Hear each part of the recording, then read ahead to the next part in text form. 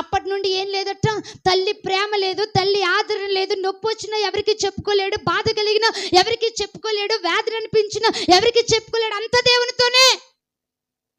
దేవునితోనే. అలా దేవుని సన్నిధిలో నాటబడిన ఆ యొక్క సమూయేలు ఏలీ కుమారులు, దైవజనుల కుమారుల కంటే కూడా దినదినము మనుషుల దయయందును దేవుని దయయందును వర్ధిల్లుచూ వచ్చాడు. హల్లెలూయా, హల్లెలూయా.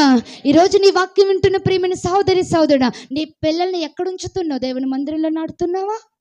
వాక్యంలో నాడుతున్నావా? పరిశుద్ధతలో నాడుతున్నావా? విశ్వాసంలో నాడుతున్నావా? ప్రార్థనలో నాడుతున్నావు? ఎక్కడ నాడుతున్నావు? ఎక్కడున్నారు నీ పిల్లలు దేవుని మందిరంలో?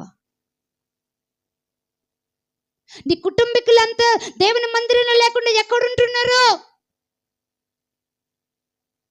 దేవుని సన్నిధిలో నువ్వు నాటబడకుండా ఇంకెక్కడెక్కడో నువ్వు ఉంటే గనుక వర్ధిల్లే కృప అనేది నువ్వు పొందలేవు. కానీ వర్ధిల్లే కృప ఎవరు పొందుతారు అని అంటే, దేవుని మందిరంలో ఉన్న ప్రతి ఒక్కరూ దేవుని కృప ద్వారా వర్ధిల్లుతారు. హల్లెలూయా, హల్లెలూయా.